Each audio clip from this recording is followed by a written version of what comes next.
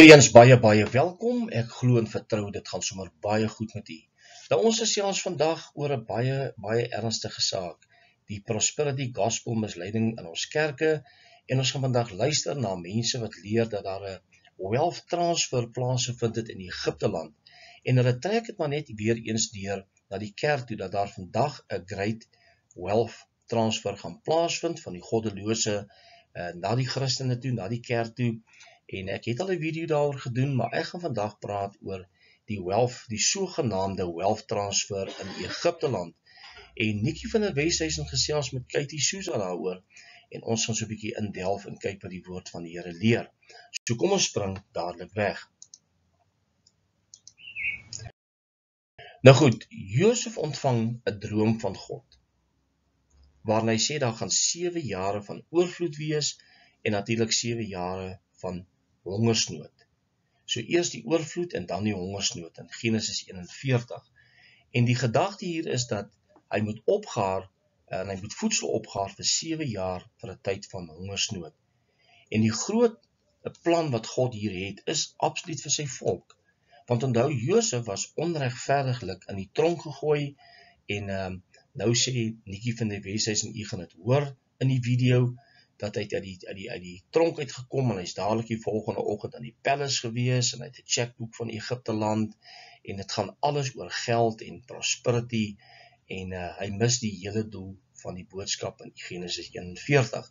So kom ons gaan luister ter inleiding wat hy sê van die wealth transfer, en jy moet mooi oplet hoe dat hy praat van die Joseph's mantle, met ander woorde Josef se mantel gaan op die kerk val, en dit is nie waaroor dit gaan nie. Dit gaan nie oor rykdomme nie, dit gaan oor 'n plan wat God gehad het met Egipte land, en Egipte land het nooit ondergegaan in die maar jare nie, daar was voedsel vir almal gewees.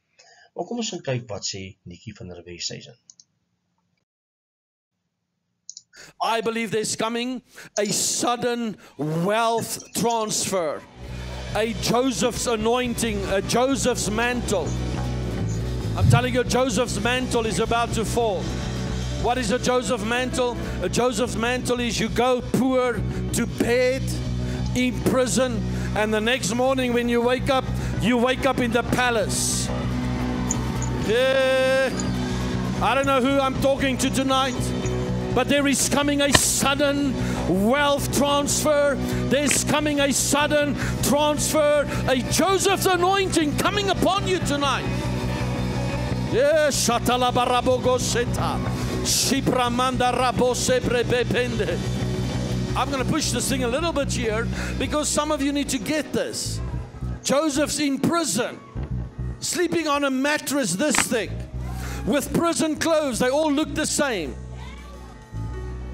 I don't know about the rest of the country, but here in our area, they wear orange clothes with a stamp on. Joseph still had the orange clothes on with the stamp on, and the next moment he had the finest linen on. He didn't sleep on a little mattress. He had the best king-size bed. He had the checkbook of Egypt. I'm telling you, that is what God is going to do. 24-hour miracles, financial breakthroughs are coming in the name of Jesus. Wealth transfer, supernaturally in the name of Jesus. If you believe it, stand to your feet and just praise Him for a breakthrough in your place. Jy sal dadelik oplet dat hy al sy bankrekeninge op die skerm gegooi het, en dit gaan basies oor die prosperity, die wealth van die health. En Josef was uit sy omstandighede uitgelig, omdat hy 'n regverdige man was. Hy het die nee gesê vir die sonde van die wêreld, en God het hom uitgelig en op 'n hoër posisie geplaas in beheer van Egipte land. Josef is deur Farao aangestel as die hoof van Egipte land. En God het 'n breër plan gehad. En hierdie mense sien net geld in banknote. Dis absoluut skokkend om te luister hoe hierdie mense praat, en dan natuurlik, ons gaan kyk wat hy gesê het, dat daar 'n wealth transfer gaan kom vir die kerk, 'n Josef salwing en 'n mantel, en dan praat hy in Gibberish tale. Dit is absoluut nie die Bybelse tale nie, ons gaan baie daaroor gesels vorentoe.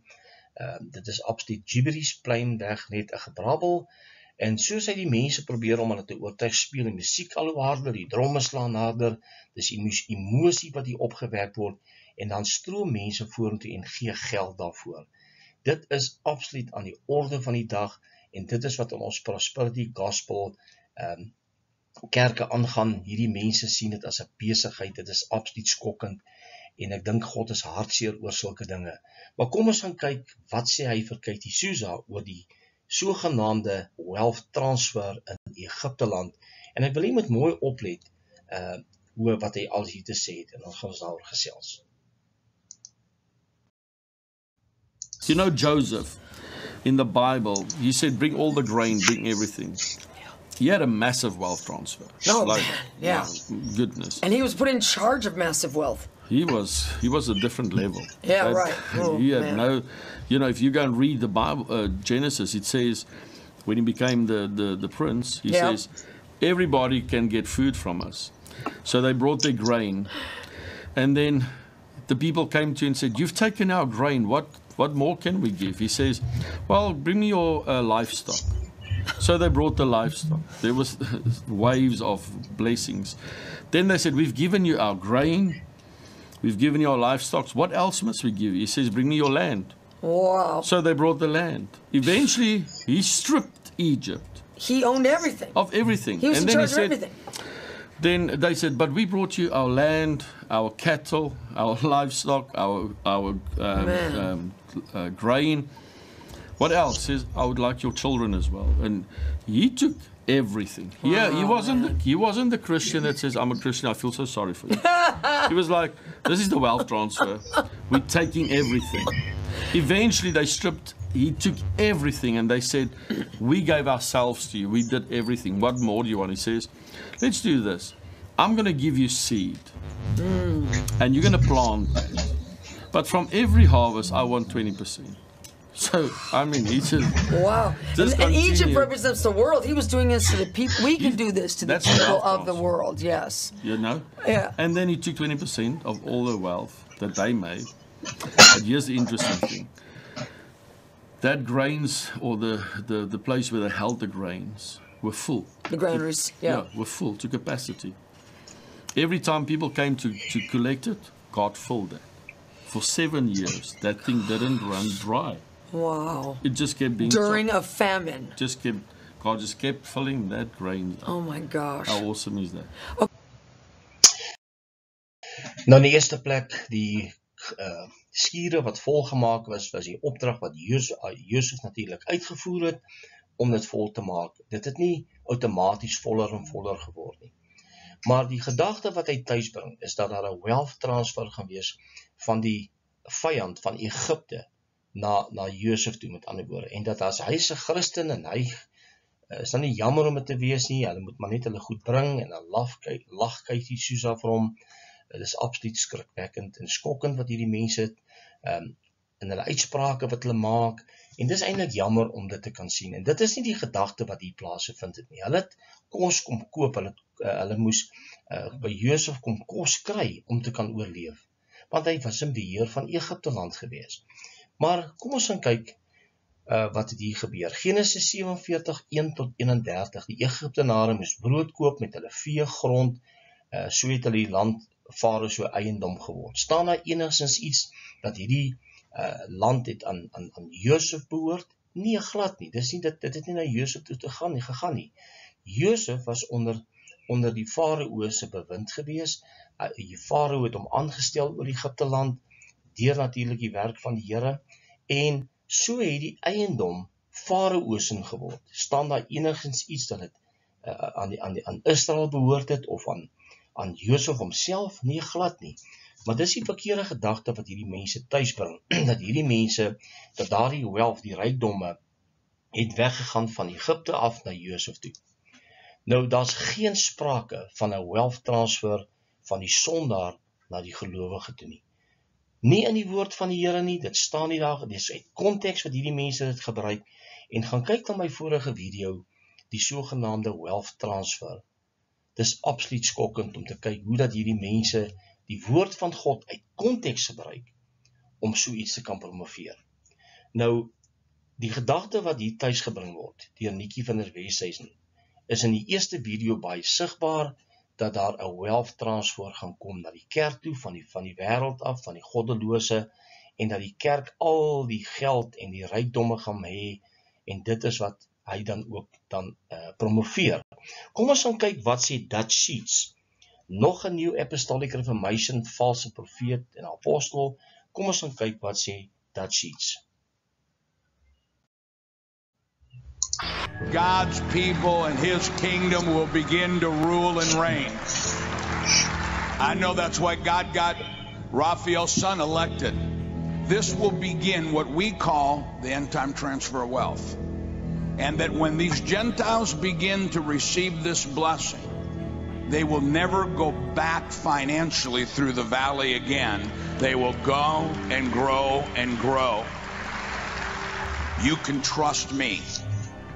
We will become so blessed that we will usher in the coming of the Messiah.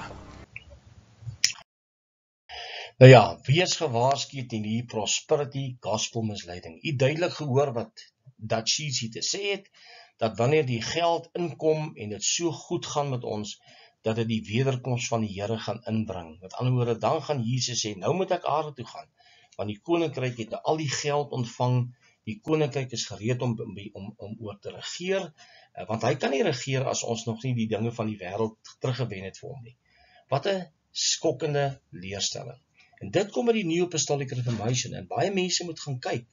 Hierdie mense se een mikpunt is rykdom, dis geld, dis voorspoed, en die koninkryk van God gaan hulle glad nie daaroor nie, oor geregtigheid en die ware woord en prediking van die evangelie nie, maar hulle sê dat Jesus kan nie kom regeer as ons nie eers daardie 7 Mountain Mandate volbring het nie. Met ander woorde, ons moet die wêreld, die koninkryk van die aarde gereed maak vir Jesus, en dan sal ons hom innooi, dan sal hy kom om te kom regeer.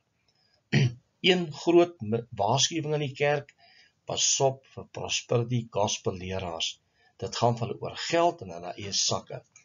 Mag die Here ons bewaar van hierdie groot misleiding, mag hy ons lei deur sy gees, dat ons absoluut paraat sal wees teen hierdie skrikwekkende leerstellings wat in die kerk ingekom het. Tot 'n volgende keer wanneer ons weer gesels, mag die Here u seën. Totsiens.